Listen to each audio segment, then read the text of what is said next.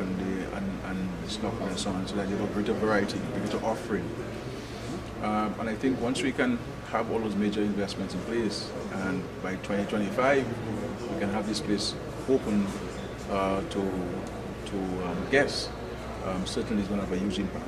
And this is what we've been trying to use the CBI funds for, to create sustainable projects, to finance sustainable projects, and thereby create sustainable jobs. This hotel is going to create sustainable jobs. It's going to create permanent jobs for lots of Dominicans and so forth at various levels and skill sets. And so we're very happy to be here. The cabinet and all the permanent secretaries and senior public officers were here to visit and just for themselves the impact of the Citizens for Investment program. So we are absolutely, as a government and myself personally, committed to ensuring that this project comes to a successful completion and that Dominicans can benefit from its operations. And so we're very confident that if we have gotten thus far, there's no reason why we can't get to the other 20% and go across the mountain and get it to the mountain. So, I mean, it's amazing. The quality of the furnishings, the quality of the details, the quality of the construction, and when you add the landscape into this thing, there are not many places in Dominica, maybe except from Baker's View, you can beat the views here and the sunset here. So amazing, and the whole addition of it appears that the developer can speak to that more, but I'm only speaking from what I see. There's a mix of accommodation offering. So you have the rooms, then you have the villas, they're all self-contained, kitchen and with laundry services and so forth. And then you have the tree houses, which is a very interesting twist to the property, and places the property in a good by itself, because this will be the only property in Dominica that will have that mix of guest accommodation, guest offerings. So it's going to be huge. I think this property easily you're going to need about 100 people permanently employed to provide the services to the guests when this property opens. So you're talking about 100 people who possibly will be employed in the property. And from the government standpoint, this is where you're going to be getting more sustainable revenues. Because more people come in, more consumption. More consumption means more VAT revenue. More VAT revenue means we can take care of ourselves much better than we're able to do now. This is why we say it's important. So even when people speak about, the government may be owing this one that person. Yes, because it's a temporary circumstance. But these projects, the hotel here in Tranquility, the other tourism projects, the hotel, the other facilities that we're doing in infrastructure, these are sustainable projects which will bring in the kind of revenues that the country needs, because we have to broaden the revenue option. And because you cannot tax the resident population to the extent that you need to tax them, you have to now bring people in to consume so that they themselves also help in paying taxes. Because every tourist who comes to Dominica, pays VAT. VAT on accommodation, VAT on food and beverage. Okay? So everywhere he goes, he spends, he contributes. So it reduces on the need for us to increase taxation in Dominica because we have more consumers. And so these properties are going to be the ones who will be charged with the responsibility of bringing in people in Dominica, and so that we can increase consumption, increase our tax revenue base, and be able to address more of our issues by ourselves with a sustainable tax policy and fiscal policy. So I want to commend and congratulate Ian Edwards for the amazing work, and I think that even from an architectural standpoint, I keep saying that we have to improve on the architecture. Yes, the French they give us some architecture, and the British and so on, but the world has evolved, and we have to have modern designs, and so that there's a mix of it. All countries in Europe are engaging themselves in that mix. But it doesn't, for me personally, history is in my mind, not by the way I dress or the way I necessarily speak. One has to have knowledge of history and not to watch history written on a building or anything. Because if you have a building and you don't know the history of it, then what value it is in society, right, sometimes. So we have to encourage this kind of architecture. So people come there and they're amazed by the architecture, and it adds to the ambience, it adds to the aesthetics of the property. And if you were to have everything in a box or square or rectangular, like an old-time police station or something. So we really have to enhance this stuff, and the amazing details there is just I think this place, in addition to being a hotel, I think students of architecture, students of interior decoration in Dominica should come here to really understudy and to take notes of what is here, honestly. So we look forward to continue working together with Ian Edwards and Tranquility, and to ensure that it's successful completion. Thank you. Come this way. Two questions, sorry, right? Not right now.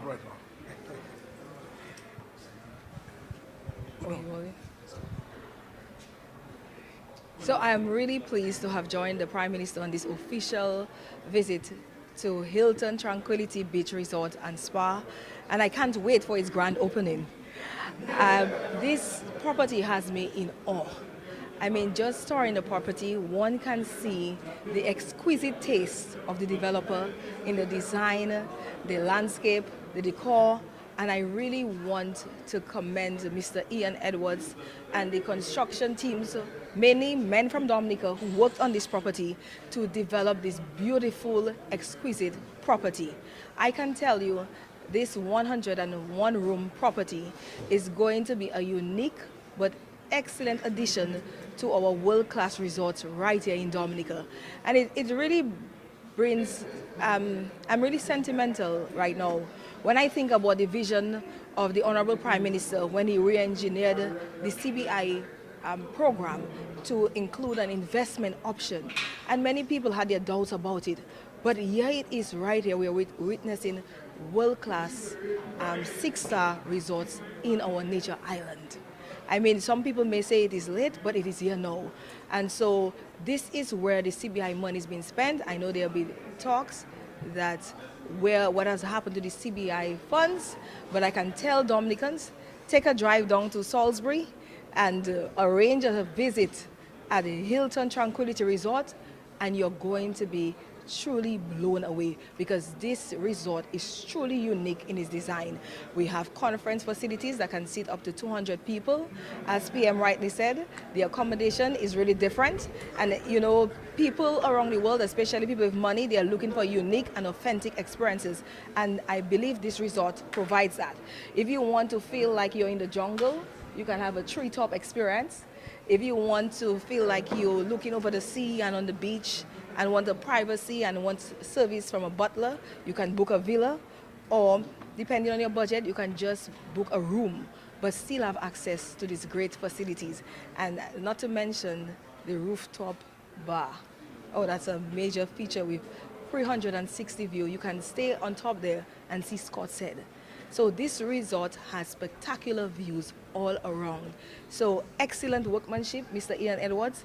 I'm really proud that a Dominican could develop such an exquisite and beautiful resort and a 6-star resort. And I look forward to the completion of this property, and that is really going to add a different flavor and a different flair to what we offer to visitors coming to Dominica. And so my hope is that we can open this property next year before Quail Festival and put in additional pressure on the developer so we can open next year. But certainly excellent work, and the Ministry of Tourism totally endorses this project, and we know that this is one of the properties in a short space of time is going to make it on the world map for international resorts in the world. Thank you very much. Thank you. Thank you. Mr. Curtis, Not too bad. yeah, everything's good? Yeah, not too bad. All right, you know I'm not the type of person I like to speak too much, Okay, but come I'm on, going to say a What's happening? couple, What's happening? well, not just happening, but I'm going to give you a little background as well. Because there's been a lot of negative as well going on about CBI, right? In 2014, when the Prime Minister decided to add the real estate component to the CBI, he did not just do it for myself or foreigners. He did it for everyone to participate, right? Yes, we had range development come in and participate as a foreign developer, but then he had his hands open to as many people as possible, including Dominicans. I'm a Dominican, all right? As maybe some people might want to believe that, but I'm from Harlem, River Street, Bath Estate. Those are my areas. That's how I grew up. Yes, I left a long time ago, but when the Prime Minister did announce this, I took the opportunity to come back home and get involved in the CBI program. Of course, I had to buy this property. I had to do the designs. I had to invest a lot of my retirement funds in order to get to a particular stage before I could actually move on. So the narrative out there is that once you're involved in CBI, and according to those out there who want to put a negative spin on things, passport sellers, that's not the case at all. It's a program that many other countries utilize, and when we do go out there into the world to try to market our program, there are other competitors, the US, Canada, Malta, Spain, and the 5 other islands as well competing with us for this little space. So it's not an easy thing out there that we have a briefcase of passports going out there to sell. We're promoters, and we go out there to promote our CBI program, and everyone does the same, and that's what we've been doing for the past few years.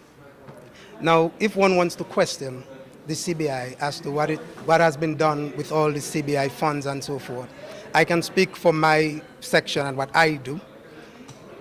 From the time we started working on this construction project, about 4 years ago, we've had up to about over 200 people here at the highest peak for a couple of years working here. And there was not a fortnight up to this day that guys would walk away without being paid. And I'm not just talking about guys from space or Mars or wherever. Most of the guys are guys from this area, the Salisbury area and so forth, right? Yes, we also have some foreigners here as well, but most of our foreigners are from the Caribbean region, St. Lucia, St. Vincent, and so on. These guys like to live around the site, close to the site. So we've rented many homes in this area to house staff. So that's more funds that's being spent in the area that no one is speaking about. The groceries, and everything else that happens in this village comes from the direct income from people generating on this project. So this project has done a lot, I think. And based on what you've seen, I think you've seen a lot that we've actually built a lot here. The money's not going in our pockets. The money's actually being on site. And I think our people, we need to get behind the CBI program. It's just too much negativity out there. And people out there laughing at us when we downgrade our own program, right? Because at the end of the day, whether you like it or not, if we can get the 6-7 projects done and our airport completed, then we can be more sustainable. I don't think selling bananas only could make us have the things we have to do. It would be tons of bananas you would have to sell just to give us one villa here, right? So the CBI program, we should get behind it. I'm not saying we should not be behind farming as well, but I think we should not give it this kind of bad name that we're making it sound like the devil, that anyone involved in the CBI program has horns, right? I think we're doing something for the country. We have something to contribute. And I think so far, based on what we've done here, I hope you see the same, that I think it should be all positive. And I think we should get behind it and get behind our people and to help us to finish this project. This project, like the minister said and the Prime Minister, will be 101 rooms when it's all completed. Spa, gym, rooftop barn lounge, a mix of accommodation, villas, 8 villas, 48 suites. We have a penthouse. We have 29 tree houses. And in the second phase, we will do some islands down below. That will be on the phase 2 to kind of make it the vision that we've had from the start. So I do hope you all like it and what we've presented here today. And just spread the word out there that the money is being used where it's supposed to be used, and nothing is about being in our pockets, right? And that the government, I think, the way, because I've lived overseas, I know how other countries, for instance, in Anguilla, where I live, spend most of my life, we have 6 5-star resorts. And all those 6 5-star resorts are foreign owned. This year, from the time the government started this program, yes, we've had range, and they had to give range a good deal in order to bring them in. That's understandable when you have a first investor coming in. But since then, see what happened. You had Secret Bay, local, Floyd, Ocean Edge, that's local, the Marriott, Alec, that's local, Sanctuary, that's a local, right? This project, Tranquility Beach, that's a local. So all these are local people, and your funds are staying in your country. So I think the government did a very good thing the way they organized this program for local people to take advantage of it, because all the projects here, most of them are locally owned. And I think we should compliment the government for that. And I'm very thankful that they gave me the opportunity to be able to come back here and to kind of show a few things that I've learned overseas. And I'm hoping that I could bring this to fruition to bring more employment to this country. Yeah, before you go, in reference to this period, this time of the year, hurricane season, tell us in terms of the construction preparation. Right. Well, in terms of the construction of this project, we have no blocks.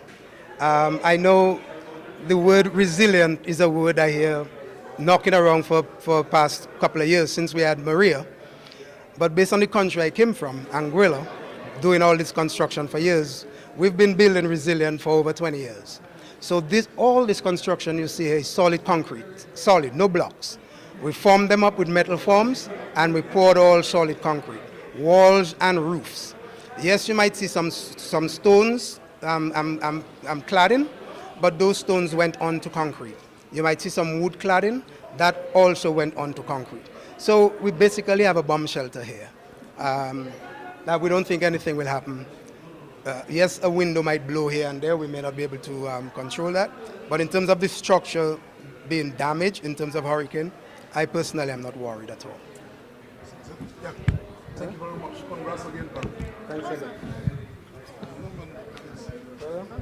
I hope I